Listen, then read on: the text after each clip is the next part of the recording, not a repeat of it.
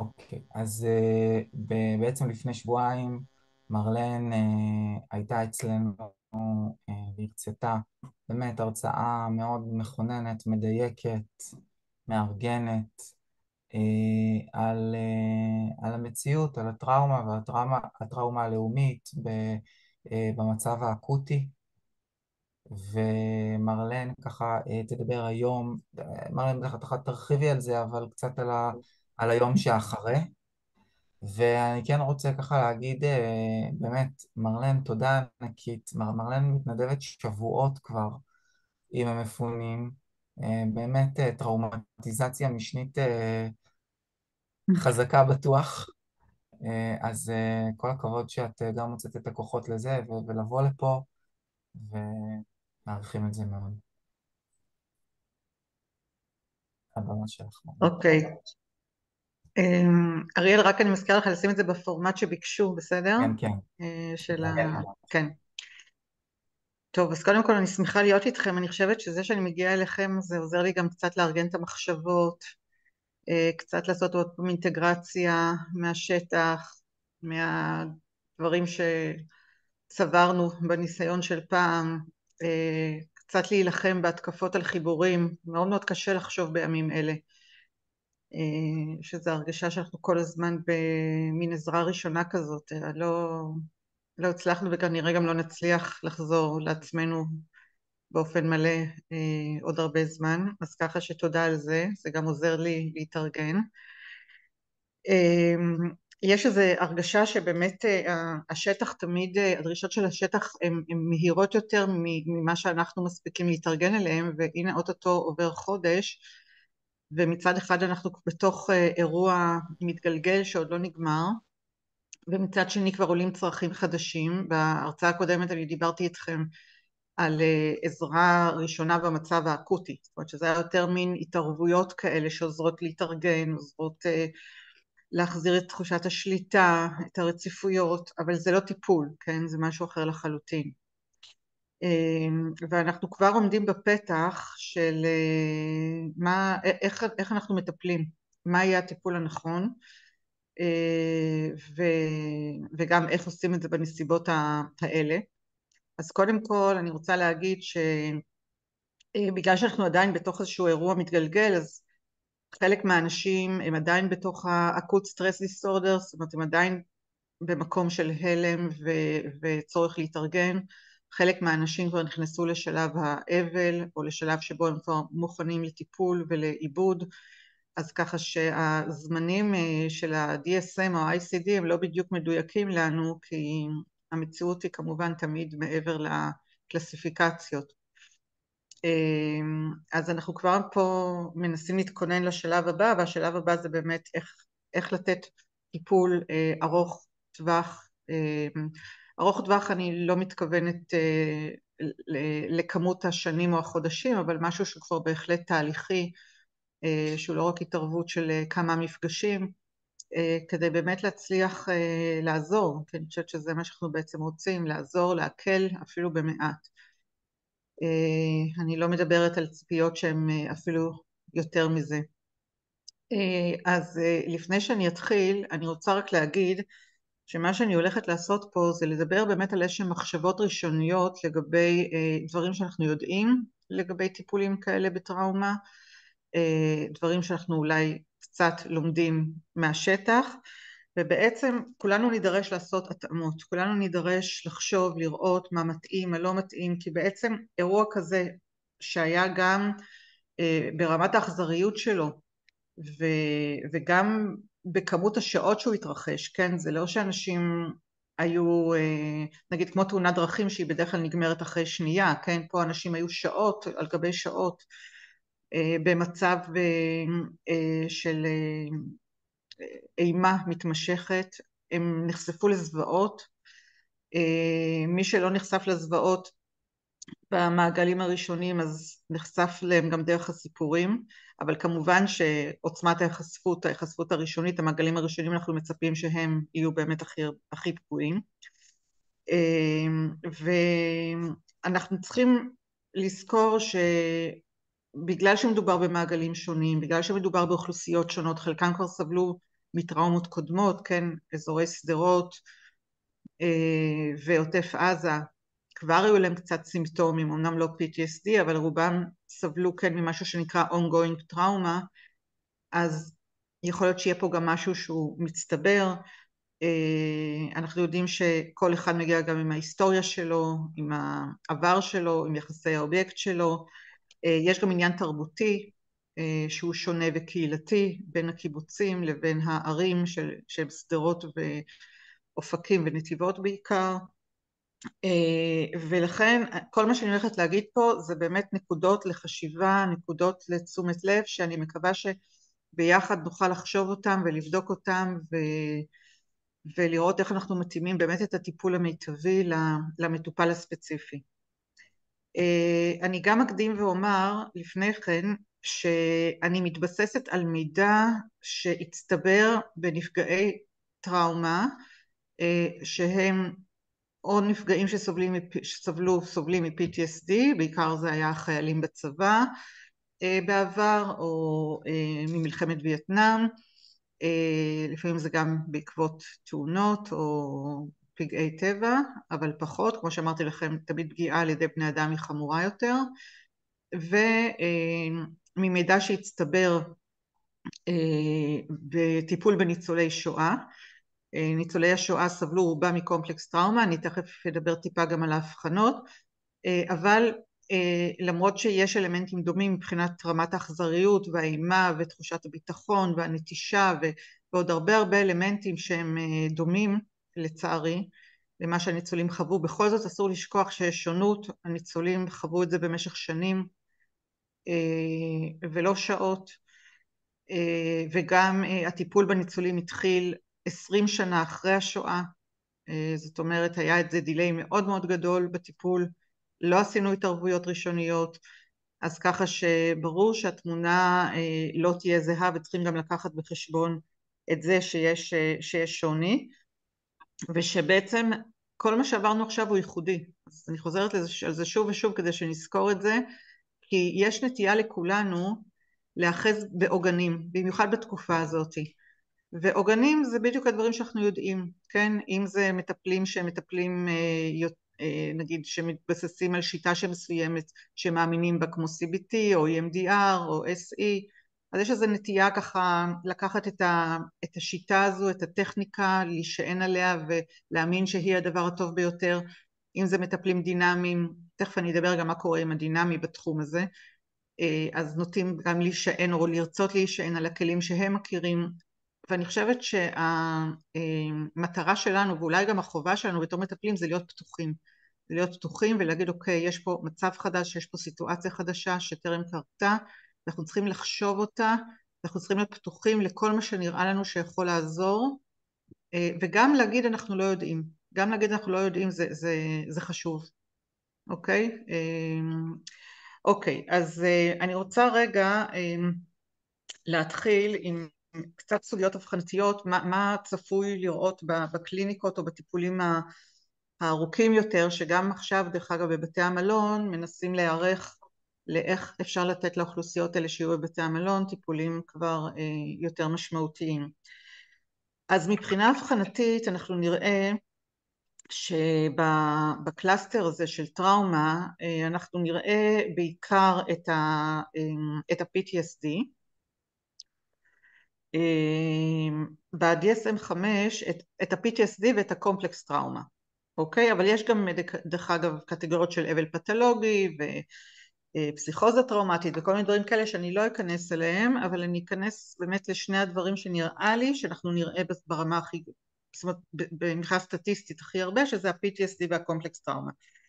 אז מבחינת ה-PTSD, אני לא אכנס פה לכל הקריטריונים, כי אתם יכולים בעצמכם לפתוח את ה-ICD או את ה-DSM, אתם לא צריכים אותי בשביל זה, אבל אני רק אגיד משהו על ההבחנה הנוכחית של PTSD, מבחינת ה-DSM-5. אז קודם כל, ב-DSM-5 אנחנו רואים שבעצם יש איזושהי הרחבה נורא גדולה של ההסתכלות על פוסט-טראומה, וזה חשוב לנו להבין את זה, כן? כי יש פה משהו שהשתנה מה-DSM-3. קודם כל אנחנו נראה שגם אנשים שהיו עדים, כן?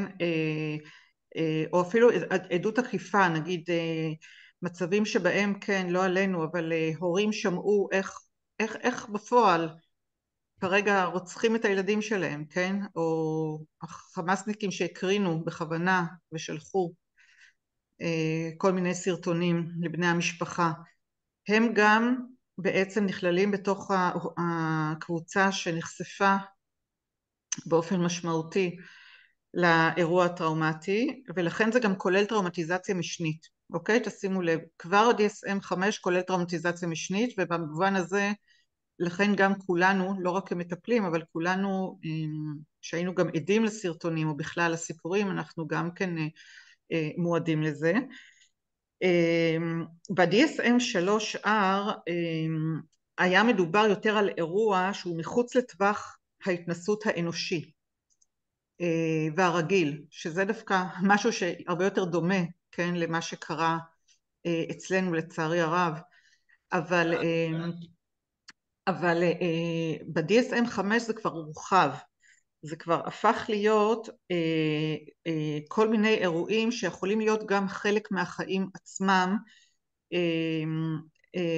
כמו נגיד תאונות דרכים או דברים מהסוג הזה, ועל זה גם יש ביקורת דרך אגב די גדולה על ה-DSM-5, שבעצם הם הפכו את זה למין פתולוגיה של מצבי מצוקה שונים ורחבים, ולא התייחסו בעצם ל-PTSD כהיחשפות לאיזשהו מצב חריג, אוקיי? אז אנחנו צריכים לקחת בחשבון שיכול להיות שאנחנו נראה שהרבה נופלים לקטגוריה הזאת, גם בגלל שהייתה הרחבה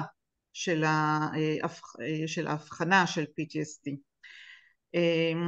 כעיקרון, מה שזהה גם ב-DSM-3R וגם ב-4 וגם ב-5,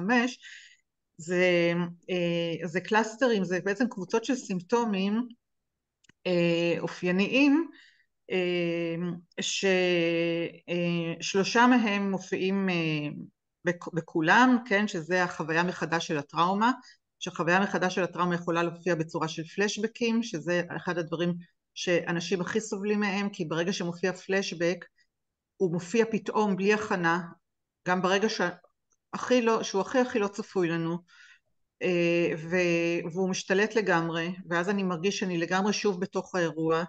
זאת חוויה מפחידה ביותר למי שחווה פלשבקים.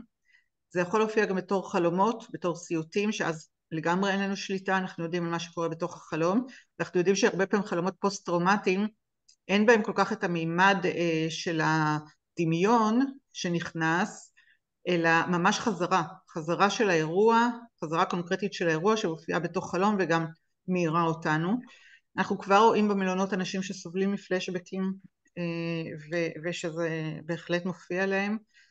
ואני גם שמעתי דרך אגב ממטופלים שלי שלא היו במעגלים הראשונים, שרק מהיחשפות לסיפורים הם כבר חוו סיוטים שקשורים למה שקרה שם, אוקיי?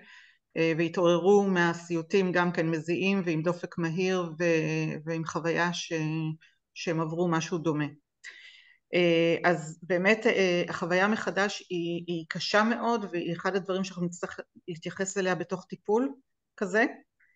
הדבר הנוסף הוא הימנעות. אנחנו יודעים שיש הרבה מאוד סימפטומים הימנעותיים, כי מכיוון שאנחנו רוצים להימנע מלחוש את כל התחושות הנוראיות האלה, אז אנחנו נמנעים מלהיחשף לדברים שעלולים להזכיר לנו את הטראומה או לעורר אותה מחדש, והבעיה זה שזה עובר איזושהי הכללה, כלומר זה הולך ומתרחב ומתרחב ומתרחב, עד כדי כך שהבן אדם כמעט נמנע כבר מלעשות המון דברים, וזה פוגע בתפקוד שלו.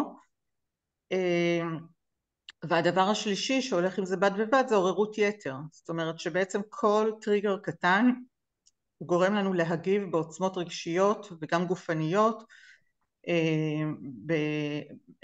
בצורה שמתאימה לטראומה אבל לא מתאימה לגירוי העכשווי, אוקיי? אז לכן נניח, אתם יודעים שדווקא ריח זה נורא, זה אני עוד מתקופת שירותי בצבא, אני עוד נחשפתי לזה שריח זה אחד הדברים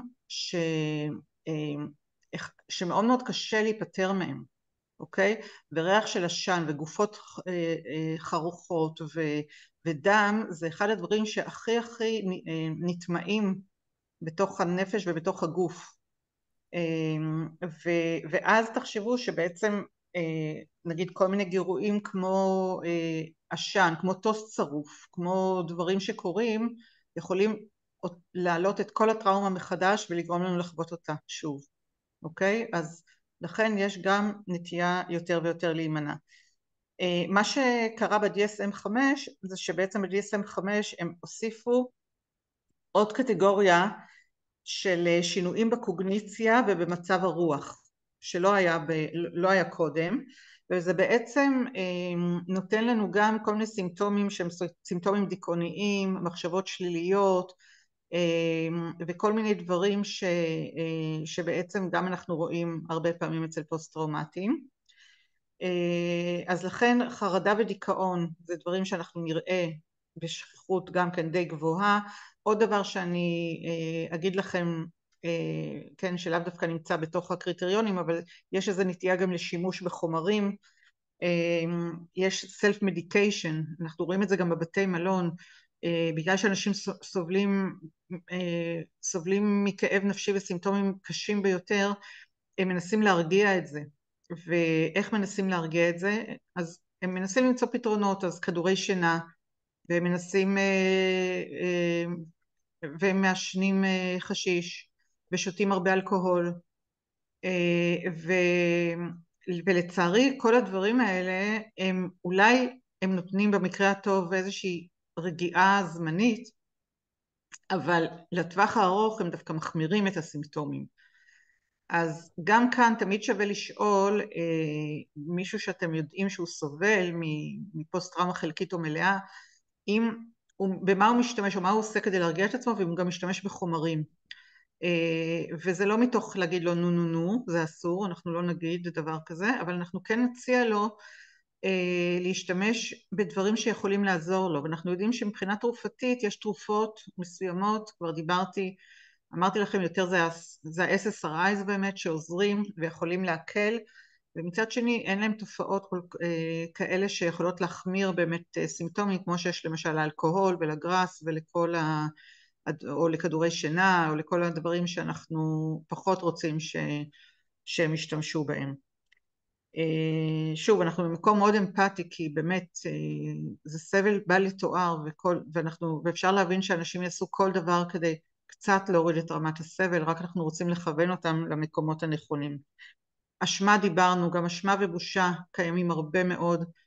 אשמה על למה לא חשבתי על זה קודם, למה לא עשיתי, למה לא ברחתי, למה לא הצלתי, למה קפאתי, למה דווקא אני ניצלתי ולא אחרים, אוקיי, למה זה מגיע לי, למה לא עזרתי יותר. אנחנו נראה הרבה, וגם בושה באמת על ההתנהגות, על דברים, על זה שזה בכלל קרה לי, על זה שחיללו אותי בצורה כזאת, על זה שבכלל עברתי דבר כזה. כי ברגע שעברתי דבר כזה, זה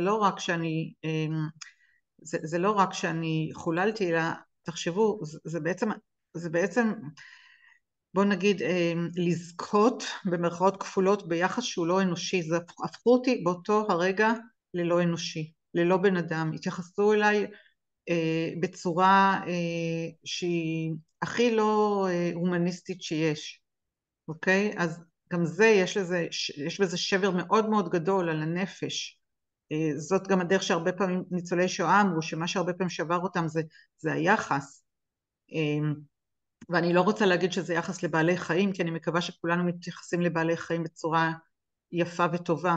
זה יחס שלא מגיע אותו לאף יצור אנוש. אוקיי, יש לנו גם שינויים בתפיסה ובאמונות. אוקיי, אנחנו רואים למשל גם במלונות שהרבה פעמים הורים איבדו את האמונה שלהם ביכולת שלהם להורות. אני לא יכול לשמור באמת על הילדים שלי, כל מה שהבטחתי להם על עולם טוב ובטוח, על שמירה, על הדברים הבסיסיים שמחזיקים אותנו כהורים, שאנחנו מרגישים קומפטנטיות בזה שאנחנו יכולים לשמור על הילדים שלנו, שאנחנו יכולים להגן עליהם, לטפל בהם, ליצור עבורם איזה שהם חיים כמו שהיינו רוצים. כל זה נשבר. ולכן אני תכף אדבר על זה, גם על השבירה בכל מיני זהויות, אבל גם השבירה בכל מיני אמונות ותפיסות, עד כמה אני בטוח, עד כמה אני יכול להאמין בבני אדם, עד כמה איך אני גם רואה את החיים, כן? הדברים השתנו, זה ברור שאחרי השביעי לאוקטובר אצל כולנו זה ישתנה, אנחנו עוד לא יודעים בדיוק איך, אבל כולנו משהו ישתנה בנו, אבל אין ספק שבמעגלים הראשונים השינוי יהיה הרבה הרבה יותר גדול, ואנחנו רואים גם השפעה על מערכות היחסים. אין ספק שבן אדם שסובל ונמצא בכזה שבר פנימי, מהרבה בחינות, הוא יתקשה גם בניהול מערכות יחסים, וזה אומר גם ניהול מערכות יחסים קיימות, וגם ניהול מערכות יחסים אולי עתידיות, וזה גם משהו שאנחנו צריכים לשים לב אליו. לא סתם הרבה פעמים מי שמכיר את זה יותר, נגיד מ-PTSD בצבא, דווקא אחרי יום כיפור, או חיילי וייטנאם, אחד הדברים הכי קשים זה היה באמת למשפחות לקבל את הבן אדם שחזר אחר, שחזר שונה, ולכן לפעמים גם צריכים לעשות התערבות פה ברמה המשפחתית, זה אני אומרת לכל המטפלים המשפחתיים שלכם, כדי לראות איך גם כל המשפחה מסתגלת לשינוי הזה, כי באמת חוזר אדם אחר. אוקיי, עכשיו, הרבה פעמים אנחנו נראה גם PTSD חלקי, אוקיי? PTSD חלקי הוא PTSD שבעצם לא מופיעים בו כל הסימפטומים.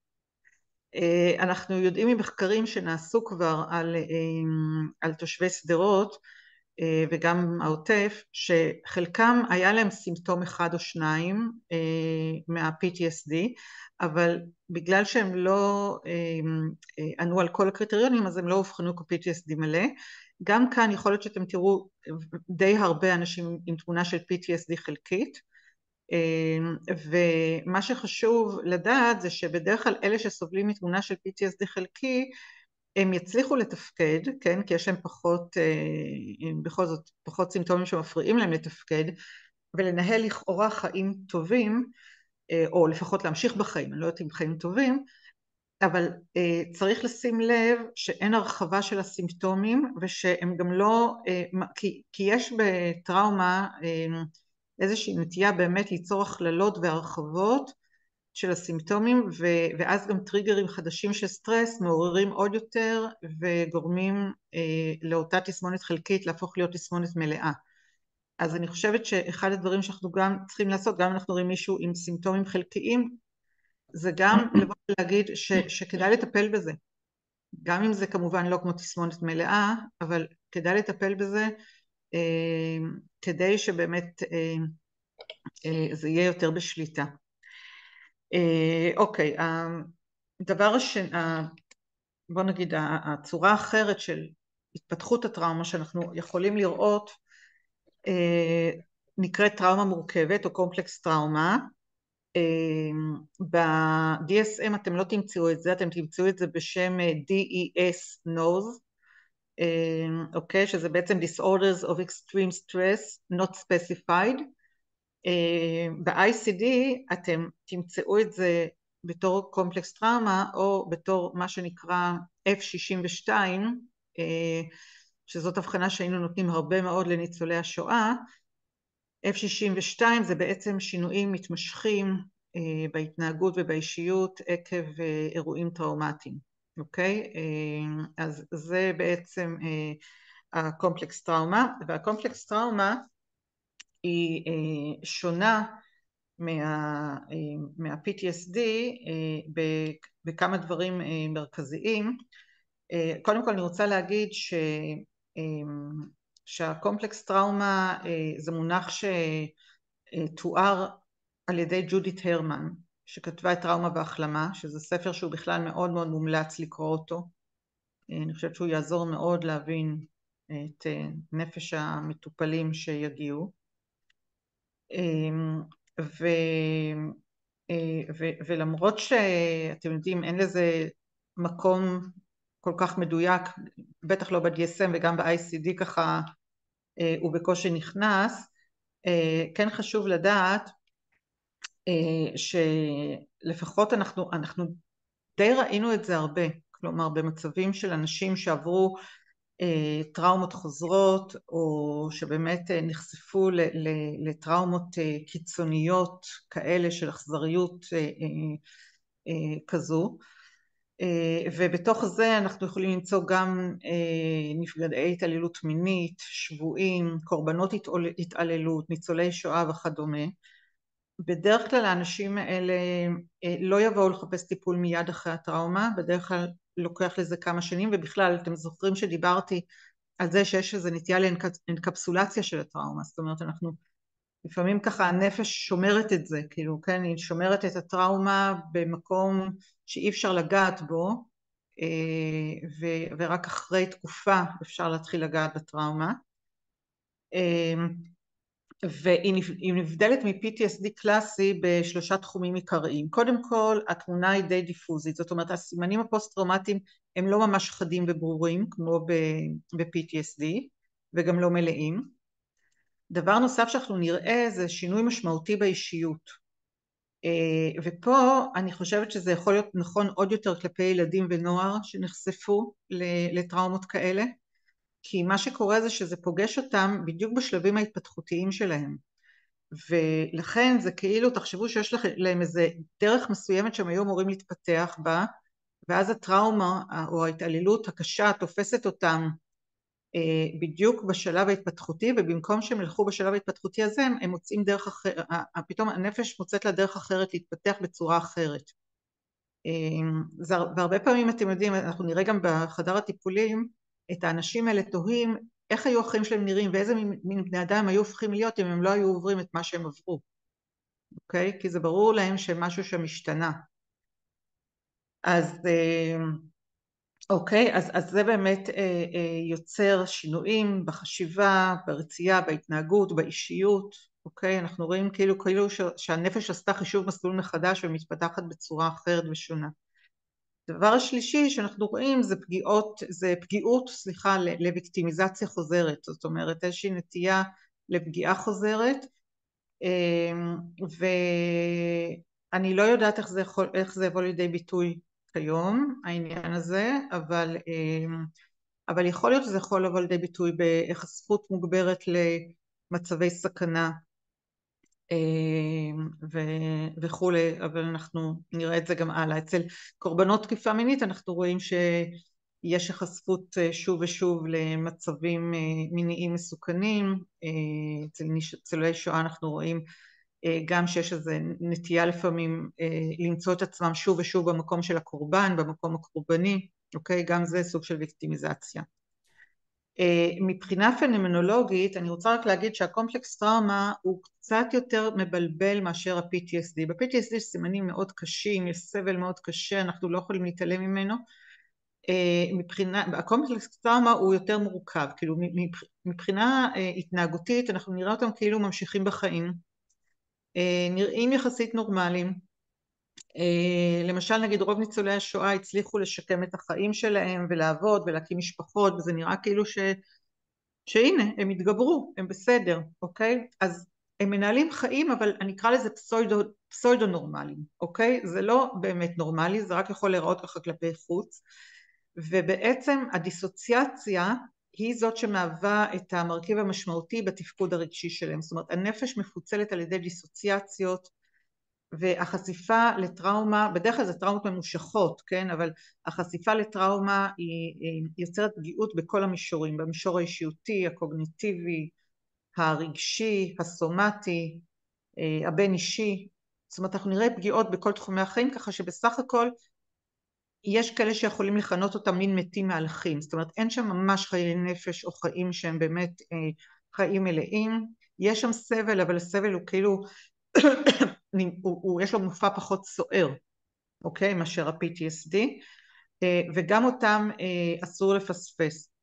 עכשיו גם כאן מידת הפגיעה כמובן היא שונה, בכל אחד מהמישורים היא שונה מאדם לאדם, אבל הרבה פעמים אם אתם תיכנסו ככה לחוויה שלהם, אתם תראו חוויה של זרות, של בדידות, גם להם לפעמים יש פלישה של זיכרונות חודרניים, יש הרבה תלונות סומטיות, הרבה בא לידי ביטוי דרך הגוף, חוסר ערך, וגם אצלם אנחנו נראה הרבה פעמים את מה שצפוי גם, שנראה קונפיגורציות בעולם הפנימי של קורבן, תוקפן ומציל. זאת אומרת שלפעמים הם יהיו בתפקיד הקורבן, לפעמים הם ייקחו את תפקיד המציל, אוקיי?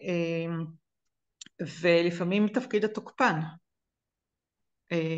ויש גם, אני לא אכנס לפה עכשיו, אבל יש גם מאמר מאוד מכונן של אבי ברמן שהוא כתב על קורבנות תוקפנית, זאת אומרת שגם בקורבנות יכולה להיות הרבה מאוד תוקפנות.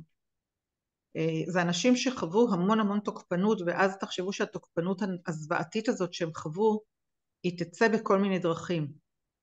היא תצא בכל מיני דרכים, וצריכים לשים לב שהדרך זה לא תמיד אחד על אחד אני נכנס למקום הקורבני מחדש, אלא יש הרבה דרכים מתוחכמות למופעים של התוקפנות והאכזריות הזו. אוקיי, אז בואו נתקדם קצת הלאה מכאן. אז כמו שאמרתי, אנחנו צופים שחלק כבר בשלים לקבל את הטיפול, חלק עוד לא. אני מניחה שהמסה העיקרית עוד לא שם עדיין, אבל היא תהיה. ואני רוצה רגע להגיד משהו על שיטות הטיפול הנהוגות בטראומה. תראו, קרה פה משהו די משונה בתחום של הפסיכואנליזה והפסיכולוגיה בכלל.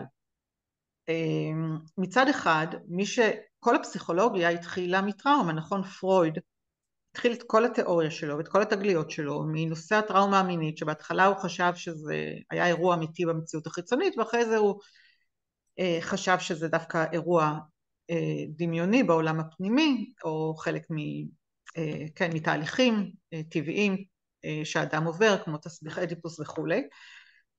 ואחרי זה פרנצי המשיך את זה הלאה ונתן לזה משנה תוקף, ודיבר באמת על טראומות אמיתיות בעולם האמיתי ואיך הן בעצם פוגעות בעיקר בנשים. ומאז בעצם הפסיכואנליזה התגלגלה כל הזמן סביב נושא הטראומה, אוקיי? שבעצם מדבר על טראומה ביחסים, טראומה ביחסי אם תינוק וכולי.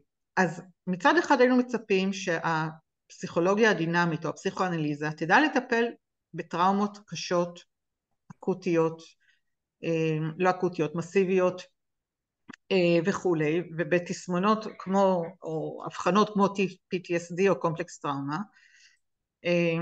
ומצד שני מה שקרה בשטח זה שבעצם יותר ויותר גישות שהן קוגניטיביות וטכניקות כמו EMDR, SE, PE, שמבוססות בעצם הרבה יותר על CBT, כן? הם אלה שתפסו את הבמה המרכזית בטיפול, וגם עליהם נעשו מחקרים שראו שבאמת יש גם שיפור. דווקא אתם יודעים שתמיד על טיפולים דינמיים קשה יותר לעשות מחקרים, אז לא תמיד ידעו להשוות. כן הצליחו להראות שבכל זאת עם קומפלקס טראומה יש איזו נטייה לעשות יותר טיפולים דינמיים, ועם PTSD יותר טיפולים שבאמת מבוססים על הגישות הקוגניטיביות והביוריסטיות. וזה נשאר די ככה, כלומר זה נשאר די ככה, וכיום אני חושבת שבאמת יש איזושהי נטייה, אתם בטח רואים שיש איזו הצפה מטורפת במדיה של חומרים מקצועיים, ושבעצם הרבה הולכים לכיוונים האלה, של לעשות EMDR, לעשות SE, אולי P בהמשך, אני לא יודעת, אבל כן, אבל זאת פחות או יותר התפיסה, וגם מין ריצה כזאת, בואו נלך ללמוד את כל הגישות האלה. עכשיו, מה שאני רוצה להגיד, אני לא אומרת שהגישות האלה הן לא טובות, הן טובות מאוד, וגם חלקם הוכחו כיעילות, כמו EMDR למשל, אבל אני אומרת, בואו רגע לא נהיה בפיצול. גם ככה הטראומה מפצלת, גם ככה הטראומה גורמת לנו להיות בספליטים. למה אי אפשר לשלב? יש לתיאוריות הדינמיות הרבה דברים לתת, גם דרך אגב ההתערבויות, אם ננסה להבין את ההתערבויות שעשינו נגיד בהרצאה הקודמת, יש להם בסיס תיאורטי לגמרי מתאים לתיאוריות הדינמיות. הרי בשלבים שבהם אין עיבוד, שאנחנו ברמה של אלמנטים בטא, גם ביון גם אוגדן יגידו שאין מקום לפירושים. כן, וויניקוט עצמו הכין מרק למטופלת. אם נדבר נגיד על מקדוגל דיברה על חומרים שהנפש לא יכולה להקל והיא בעצם משליכה אותם לגוף, היא זורקת אותם לגוף, אוקיי? והיא גם דיברה איך אנחנו מטפלים במטופלים כאלה, כי בעצם אין שם סימבוליזציה, אם אין סימבוליזציה אנחנו לא נעשה פסיכואנליזה, נכון? ואפילו אנה אלוורז, כשהיא דיברה על מטופלים שהם, היא דיברה יותר על אוטיסטים, כן? אבל שהיא כתבה בספר של הלב החושב, וגם בספרים האחרים, היא דיברה על פונקציית ההשבה. מה זה פונקציית השבה? פונקציית השבה זה ברגע שהמטופל לא איתנו, תחשבו, הוא בדיסוציאציה, הוא מנותק, היא טענה שהמטפל צריך לעשות משהו אקטיבי כדי להחזיר אותו. זאת אומרת, כל האלמנטים האלה הם אלמנטים שקיימים בדיוק בהתערבויות שדיברתי עליהם לפני שבועיים, אוקיי? אז זה לא סותר, ההבנה לא סותרת. אז מה שאני מציעה, ושוב, זה איזושהי הצעה שאני חושבת שהיא, אני לא יודעת אם היא אולי לא מגובה במחקרים, אבל מה שאני מציעה זה לנסות לראות מה כל גישה יכולה לתת לנו, ולחשוב היטב מה מתאים לכל מטופל. אני אישית לא רואה בזה סתירה של לעשות טיפול שגם מבוסס על אלמנטים דינמיים, וגם נגיד להצליח לעשות הרגעה או קרקוע אם המטופל נכנס פתאום לפלשבק, או לעשות טיפול דינמי ובמקביל לשלוח אותו למטפל EMDR, או להחליט שאני משלבת את זה בתוך הטיפול שלי, EMDR עם טיפול דינמי. כלומר, מה שאני הייתי רוצה זה שאנחנו לא ניכנס לספליטים ונחשוב באמת מה מתאים לכל מטופל, ולפי זה נחליט על הטיפול. אוקיי, אז אני רוצה ככה קצת לדבר על אלמנטים, אני לא אכנס כמובן לא ל-EMDR ולא ל-PE ולא ל-SE, למרות שהעקרונות שלהם, יש שם עקרונות שהם דומים סך הכל גם בדברים האלה. אני רוצה דווקא להיכנס עכשיו לעקרונות דינמיים שראינו, או קווים דינמיים, שכמובן אפשר לשלב אותם בכל אחת מהטכניקות, אוקיי? שוב, כמו שאמרתי, זה לא סותר. אז קודם כל אני רוצה לדבר על נושא הטרנספרנס והקאונטר טרנספרנס. אני חושבת שטרנספרנס וקאונטר טרנספרנס זה אחד הדברים, הכלים החשובים שיש לנו. וגם אם אנחנו נשלב אותם שוב עם טכניקות אחרות, אנחנו להפך, רק הרווחנו והעמקנו את הטיפול והצלחנו לתת למטופל יותר. אז מה מצופה מבחינת הטרנספרנס? קודם כל, כמובן אנחנו מצפים שאנשים שעברו כזה שבר באמון, ותחשבו, האמון הוא לא רק בבני אדם, הוא גם דמות האב התנפצה, כן? אין לנו פה אבא ואימא ששמרו עלינו, שהמדינה לא הגיעה, הצבא לא הגיע, גם עכשיו המדינה לא ברור בדיוק איפה היא, שבר גדול, גדול מאוד מאוד מאוד באמון, ולכן אנחנו גם מצפים שהרבה מהאנשים האלה יהיה להם גם קושי ביצירת אמון, גם אל תשכחו שהם עברו המון ידיים, כל הכמויות המתנדבים והתחלופה והכל, אז אני חושבת שקודם כל צריך לבסס אמון, לפני שעושים את הכל, כי בלי זה, בלי שיש אמון, אין מקום בטוח, בלי שיש מקום בטוח אי אפשר לעשות שום התערבות משמעותית. דבר שני שהייתי מכניסה לטיפולים הדינמיים, זה, תראו, בטיפולים האלה המטפל הוא קצת יותר סובייקט, זאת אומרת, אנחנו לא שומרים על איזה אנונימיות לוח חלק, כי זה בלתי נסבל, גם ככה התוקפן, כן, הפרטיטייטור, החמאסניקים במקרה הזה, הם לא התייחסו אליהם כסובייקטים או כבני אדם, לא עניין אותם, אז אנחנו לא רוצים לשחזר את הדבר הזה, אנחנו לא רוצים שזה יהיה שוב, ולכן יש איזו נטייה יותר במצבים האלה, כן להגיד משהו על עצמנו, זאת אומרת כמובן לא לספר את כל סיפור חיינו, אבל נגיד איפה אנחנו גרים, ואם יש לנו ילדים ודברים כאלה, זאת אומרת משהו שבכל זאת לא עושים בדרך כלל בטיפולים, במיוחד אם המטופל שואל, כן, ורוצה לדעת, כי זה משהו שמבסס את האמון ואת ההיכרות, ואת זה שאנחנו בעצם סובייקט עבורו, אנחנו אדם אמיתי, ולא עוד איזה גורם שמנסה לעשות עליו ניסויים, או שמתייחס אליו לא כבן אדם.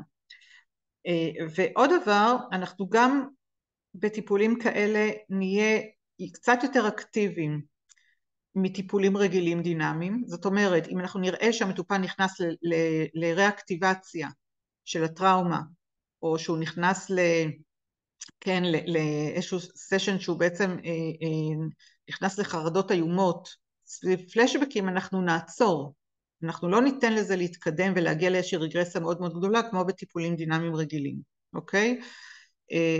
ו...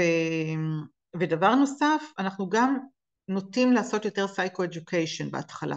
ואנחנו נסביר מה אנחנו עושים, נגיד אנחנו כן נוכל להסביר למטופל שאנחנו נלמד להכיר אותו לאט לאט, שאנחנו נעזור לו גם עם הסימפטומים, שאנחנו לא ניכנס בבת אחת להכל, אלא כל פעם רק קצת, שאם זה יהיה לו קשה מדי, הוא יוכל להגיד לנו, ואז אנחנו נלמד אותו קודם כל מיני דרכים קצת להרגיע את עצמו, ולצאת מהמצב הזה, כדי שבאמת נוכל לטפל בזה, ולגעת בכל מיני נקודות משמעותיות. כלומר, אנחנו קצת צריכים להסביר גם מה אנחנו עושים, וגם לתת לו הרגשה שהוא באמת בידיים טובות, שאנחנו לא נוביל אותו לאיזה שהם תהומות או מערבולות אינסופיות רגשיות, כי אנחנו יודעים שזה משהו שהוא יהיה במקרה הזה בלתי נסבל. הוא בכל מקרה יעבור סבל, כן? גם בטיפול אנחנו יודעים, אין דרך אחרת. ביון קרא לזה בצורה יפה, הוא קרא לזה לעבור מלהרגיש את הסבל ללהכיל את הסבל. אוקיי? אז אנחנו רוצים לעזור לו להכיל את הסבל. אוקיי, עוד דבר שגם יהיה קצת שונה מטיפולים דינמיים זה הכנסת הגוף. עכשיו, כמו שאמרתי, תראו, גם ביון וגם אוגדן בעצם, ברגע שהם דיברו על אלמנטים שהם לא סימבוליים ושהם נשארים ברמה הגופנית, הם בעצם דיברו על הגוף הרבה פעמים, כי הרבה פעמים הדברים האלה מתבטאים בגוף.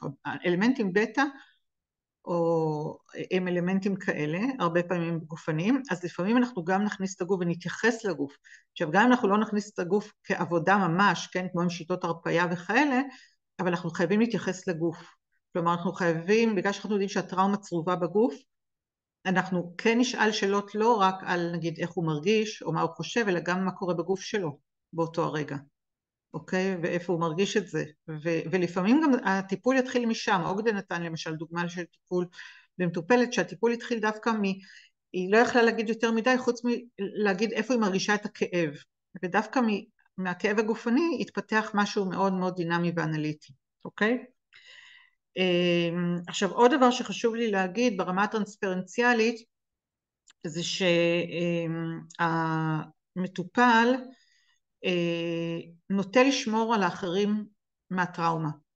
זאת אומרת, אנחנו ראינו את זה אצל ניצולי שואה, שלא רצו לספר לילדים שלהם שמה הם יהרסו גם. יש את אלה שהם בדיוק ההפך, מספרים בלי סוף ולא יכולים להפסיק. אבל יכול להיות שאנחנו גם ניתקל בזה. זאת אומרת, או כאלה שירצו לספר לנו כל פרט ופרט ולהכניס אותנו לשיטפון העצום ולהצפה העצומה שבה הם נמצאים. או כאלה שירצו לשמור עלינו מפני הטראומה, ואז לא ידברו עליה ולא ישתפו אותה, אוקיי? אז צריכים לשים לב לזה. עוד דבר שחשוב לי להגיד זה שהעיבוד הרגשי שאנחנו רוצים לעשות, לפעמים הוא יתאפשר ולפעמים לא, אבל מבחינתי זה כמו בכל טיפול דינמי.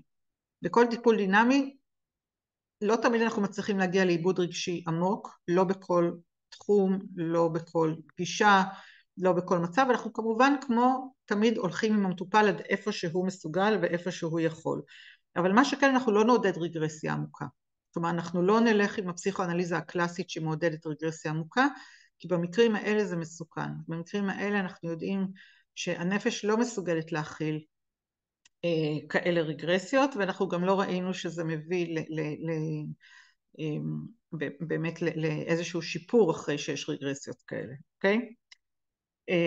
עוד דבר שנראה זה קריסה של המרחב המעברי, אוקיי? אני מדברת פה וויניקוטיאנית, אנחנו יודעים שמרחב מעברי זה מרחב שבו אנחנו יכולים מצד אחד להיות מחוברים למציאות, ומצד שני בקוטב השני להיות מחוברים לעולמנו הפנימי, ומשהו באיזון, כן, ובמתח בין שני הכתבים האלה הוא זה שיוצר את התנועה של החיים הבריאים. אנחנו יודעים שבמצבים טראומטיים המרחב הזה קורס, אוקיי? יולנדה גמפל קוראת לזה קירות קורסים, כתבה על זה גם כן מאמר, תקראו, מאוד מעניין. וזה אומר שיכולות להיות לנו קריסות, הקריסות הן בדרך כלל יותר לכיוון המציאות, זאת אומרת איזושהי נטייה ללכת פרט פרט לכיוון המציאות, בלי לחבר את זה לאובייקטים פנימיים, בלי לעשות חיבור כדי לראות איפה זה יושב. אנחנו יודעים שאין דבר כזה שזה לא יושב על משהו, כי אנחנו באים עם עולם פנימי, אז כל מה שקרה לנו מפעיל שם את האובייקטים, הטובים, הרעים, משנה אותם. לפעמים יש את הקושי הזה ואת הקריסה הזאת, לפעמים אנחנו נקרוס רק לעולם הפנימי, כן? ואז אנחנו נהיה מלאים באובייקטים רודפניים, אובייקטים, נהיה, זאת אומרת, כל אחד יוכל לראות לנו מסוכן, כן, החרדות הסכיזופרנואידיות, והמטרה שלנו תהיה כל הזמן לראות איך אנחנו מחזירים את המרחב המעברי, איך אנחנו מחזירים קודם כל בתוכנו, כי גם אצלנו זה יקרה, גם אנחנו נקרוס כל הזמן, ואיך אנחנו עוזרים גם למטופל להחזיר את המרחב הזה שבו מתאפשר הטיפול. אוקיי, דבר נוסף שאני רוצה לדבר עליו זה הגמשה של הסטינג הטיפולי. תראו, מה שראינו, ובטח גם ראינו את זה באריאל, גם בעמך, בטיפול בניצולי שואה, זה שמבחינת הסטינג הטיפולי, אנחנו רואים שא' לא תמיד הם יכולים לעמוד ב50 דקות, לפעמים זה יותר מדי, לפעמים זה פחות מדי. דרך אגב, אנחנו כן רואים שעם הזמן הם כן מצליחים. זאת אומרת, עם הזמן, ככל שטיפול מתקדם, יש איזה משהו שכן מצליח להתארגן סביב הסטינג הטיפולי. אבל בדרך כלל בתחילת טיפול, אני לא יודעת אם בדרך כלל, אבל יהיו מצבים שבתחילת טיפול זה לא יצליח, וצריכים לקחת את זה בחשבון. ודבר נוסף, לפעמים יש צורך, הרי אנחנו אמרנו שאנחנו במקום מאוד מאוד בסיסי, אפרופו גם פירמידת הצרכים של מאסלו, כן? הפירוק הוא כל כך עמוק, הפגיעה היא כל כך עמוקה, שלפעמים אנחנו גם צריכים להכניס משהו לחדר ברמה מרגיעה. אני זוכרת שניצולי השואה לא פעם תמיד נכנסנו איתם לטיפול עם כוס תה ועוגיה. אוקיי, עכשיו הכוס תה והעוגיה זה גם נתן איזושהי הרגשה ביתית, אבל אני חושבת שזה גם היה במצבים, לפחות אני ראיתי שהם נתקלו בתחושות קשות, אפילו בתחושות גופניות של סחרחורת, של חולשה, אז היה משהו באמת בעוגיה, בתה, בדברים האלה שממש שימשו כעוגן, כמקום שאפשר להתחזק ממנו. אני גם נתקלתי במצבים, ואני רואה עד עכשיו שכאלה שמתכסים בשמיכה, הם צריכים להרגיש עטופים, הם צריכים להחזיר את האור הזה שנלקח מהם, אז גם שמיכה לפעמים ממש משהו קונקרטי, זאת אומרת צרכים קונקרטיים לפעמים גם כן נמצאים בתוך החדר, ויסות ואנחנו כן, פיזי. מה? ויסות פיזי. כן, שעוזרים גם לביסות הפיזי וגם נותנים את תחושת האנושיות והחמימות והחוסר ניכור שהם בלתי אפשריים בטיפול בטראומה. בגלל זה למשל, אני אומרת לכם טיפול דינמי כן, אבל פסיכואנליזה שבה אין מגע עיניים ויש משהו שהוא יחסית מרוחק ומנוכר, זה לא יעבוד עם נפגעי טראומה כאלה, אוקיי? צריך שיהיה מגע עיניים, צריך שיהיה מגע אנושי, צריך שיהיה מגע של חום, זה לא יכול להיות עם אנשים שעברו כאלה טראומה. אוקיי, דבר נוסף, אני רוצה לדבר קצת, אני נגעתי בזה טיפה, אבל אני רוצה לדבר קצת על הסוגיות הקאונטר טרנספרנציאליות, כי מה שאנחנו רואים זה שיש טלטלות מאוד גדולות גם אצל המטפלים, מתחושה גם של קריסה לא רק במרחב המעבר, אלא גם של תחושות של חוסר אונים, איך אני יכול לעזור, מה אני יכול לעשות, לאיזשהם תחושות אומניפוטנטיות ופנטזיות הצלה, וגם פחד נורא גדול לחשוף את נפשנו לדברים האלה, כי הרי אנחנו אומרים גם לעצמנו בטח, ואני מתארת לעצמי שגם אתם אומרים, עד כמה להיחשף או לא להיחשף לסרטונים, לסיפורים, כי אנחנו יודעים שזה ישפיע עלינו, אנחנו יודעים שזה יגרום גם לטראומטיזציה, ותחשבו שכשאתם נמצאים מול מטופל כזה, יש משהו אוטומטי, כן? אוטומטי במערכת החיסונית הזאת של הנפש שאומרת, לא, אסור להתקרב לשם, הנפש שלי תהיה בסכנה. אז גם זה בהחלט יכול לקרות שם, זאת אומרת שיש איזה פחד גדול שאנחנו נתפרק, שאנחנו בעצם נמצא את עצמנו במקום של איזושהי הזדהות או איזשהו מקום שאנחנו חיים יותר מדי את מה שהמטופל חי, וזה יכול לגרום לנו דרך אגב דווקא להימנע מלהיכנס עם המטופל לדברים האלה שאף אחד לא רוצה גם להיכנס איתו, אף אחד לא רוצה לשמוע איך הוא ראה את בן המשפחה שלו נשרף מול עיניו, אף אחד לא רוצה לשמוע את מה שעבר עליו, אף אחד לא רוצה להיכנס למקומות האלה. אבל אם גם אנחנו לא ניכנס לשם, אז אנחנו משאירים אותו נורא נורא לבד, נורא נורא נורא לבד, וגם עם תחושה שבאמת זר לא יבין זאת, אז במילא אין לי מה לשתף, וגם המטפל שלי לא יהיה מסוגל לעמוד בזה. מה שכן אני רוצה להגיד בעניין הזה, שכמו שאנחנו לא מסוגלים, גם המטופל לא מסוגל להיות שם, זאת אומרת אנחנו לא נצפה ממנו, וגם זה לא טוב, שהוא יתחיל לשחזר סיטואציה כזאת, פגישה שלמה או לפרטי פרטים. זה יהרוס אותו וגם יהרוס אותנו. אבל אם כל פעם ניקח חלק קטן מהסיטואציה, וגם נחבר את זה למה שהיה קודם, לחיים שלו קודם, לאיפה זה תפס אותו, לאיזה שהם חיים אחרי, זאת אומרת, אם ננוע בין הדברים, בכלל תנועה זה חיים, תנועה זה שם המשחק פה. אם ננוע בין הדברים, אנחנו נוכל באמת לגעת גם בטראומה, אבל בצורה כזאת שיהיה אפשר כל פעם להכיל ולאבד קטע קטן ממנה ולצאת. ועוד פעם להיכנס ולצאת. אתם יודעים, היה לי מטופל בעמך שאמר לי, אני יכול להיות באושוויץ כל פעם רק קצת. אוקיי? בטיפול הוא התכוון, כן? לחזור לאושוויץ כל פעם רק קצת. אז אני אומרת לכם גם את זה, כי המשפט הזה שהוא אמר לי נחקק לי, כי זה מאוד נכון. לא רק שזה עושה ריאקטיבציה ואנחנו גורמים לבן אדם להיות שם עוד פעם, אבל באמת הנפש יכולה להקל כל פעם קצת. זה לא, זה תהליך של ספירלי כזה, אנחנו נכנסים ויוצאים, נכנסים ויוצאים, נכנסים ויוצאים, במשך שנים אפילו. אוקיי? כי אין דרך אחרת, אין דרך אחרת להתמודד עם כאלה זוועות ואימה, ותחשבו שבבסיס זה בעצם איזושהי מלחמה בין אינסטינקט החיים לאינסטינקט המוות. מלחמה כל הזמן, כל חייו, לכולנו יש את המלחמה הזאת, אבל לאנשים שעברו טראומות כאלה המלחמה היא עוד יותר קשה, אוקיי? ואנחנו לא יכולים לתת לאינסטינקט המוות לנצח, גם אם הוא מנצח קצת אנחנו צריכים לאזן אותו, גם אצלנו וגם אצל המטופל, אוקיי? מרלם, יש לנו ככה עוד כמה, כאילו, עוד כמה כן, וואו, דקות ככה כן. להתחיל לסגור. זה ממש מרתק, באמת. כן, טוב, אז אני, כן, כמובן שכרגיל הזמן לא מספיק ויש עוד הרבה מאוד סוגיות אחרות. אולי אני רק אדבר על העניין של דיסוציאציה, אבל ממש על רגל אחת, ואולי תוכלו ללמוד את זה במסגרות אחרות או להקדיש לזה זמן אחר. אנחנו מצפים לראות דיסוציאציות בתוך הטיפול וגם כמובן אצל המטופלים שלנו, כי הרבה פעמים בטראומות כאלה הנפש מתארגנת בצורה של דיסוציאציה.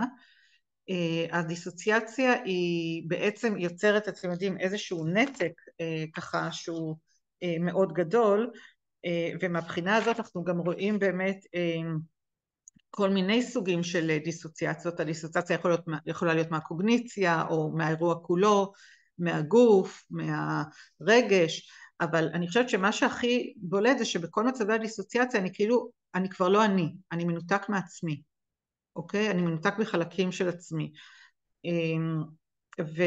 וזאת חוויה שמצד אחד אתם יודעים, מצד אחד היא מגנה, כי הנה אני יכול לא להיות שם, אבל מצד שני היא גם מאוד מאוד קשה, כי בעצם אני מאבד את עצמי בתוך הדיסוציאציה, אני כבר לא יודע מי אני. ולכן אחת העבודות החשובות בתוך טיפול כזה תהיה גם עבודה עם הדיסוציאציות ולראות איך אפשר ליצור אינטגרציה, גם אם זאת אינטגרציה יותר חדשה ולא אינטגרציה מלאה, אבל כן לקחת את החלקים השונים ולחבר אותם גם אם באופן שונה ממה שזה היה בעבר. והדבר הנוסף זה באמת שאני חושבת שכל אחד שעובד עם טראומה צריך לדעת, זה מה עושים במקרה שיש לנו פלשבקים בתוך הטיפול, אוקיי? איך אנחנו עובדים ואיך אנחנו גם מכניסים שם אולי כל מיני דברים נוספים, גם אם אנחנו בתוך טיפול דינמי כדי להתמודד עם הפלשבקים. אוקיי, אז אני באמת אסיים כאן, ונשאיר אולי, יש לנו 2 דקות לשאלות. נשאיר קצת משהו לשאלות, וכמובן שהלמידה עוד תמשיך הלאה, כן? זה לא, זה משהו שהוא כללי על רגל אחת.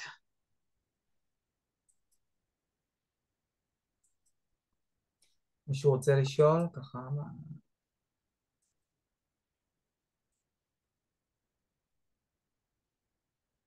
הייתי רוצה לשאול אם את יכולה להגיד משפט קצת על הרחבת המרחב המשחקי. כן. תראו, כשיש לנו קריסה לאחד הכתבים, קודם כל, הרבה פעמים גם אצלנו קורית הקריסה הזאת. הרבה פעמים מה שקורה אצלנו, אצל המטופל יקרה גם אצלנו. אז אם אנחנו שמים לב נניח שאנחנו עסוקים בהרבה פרטים קונקרטיים, מה היה, מה לא היה, מה כדאי לו לעשות עכשיו, מה, זאת אומרת, ואנחנו בעצם לא נמצאים שם עם שום אובייקט של העולם הפנימי, אז אנחנו במקום כזה. ואז השאלה היא איך אנחנו מחזירים את האובייקטים הפנימיים, גם שלנו קודם כל כמטפלים, וגם את האובייקטים הפנימיים לתוך הטיפול, אוקיי? ובעצם אנחנו מנסים לראות איך אותם אלמנטים מציאותיים או קונקרטיים שהוא מתעסק בהם, פוגשים את עולמו הפנימי, אז אנחנו נכוון יותר נגיד את השאלות לכיוון הזה, אוקיי? אם אנחנו קורסים לכיוון של העולם הפנימי, כן, ויש איזו התנתקות מהעולם החיצוני, אז אנחנו להפך, ננסה יותר לראות איך הדברים האלה מחוברים לכל מיני סיטואציות או אלמנטים מהעולם החיצוני, וננסה לשחק עם זה קצת, זאת אומרת, לעשות שם איזשהו, שיהיה אפשר להיות גם עם זה וגם עם זה, אוקיי? בתוך טיפול. זה כמו, אתם יודעים, בפליי תרפי עם ילדים, שמצד אחד הם משחקים והמשחק יכול להיות דמיוני, מצד שני הם גם יודעים שזה משחק. זאת אומרת שיש שם גם את המציאות וגם את הדמיון ביחד. אוקיי? אז זה המקום הרגשי שאנחנו צריכים להחזיק את הדברים.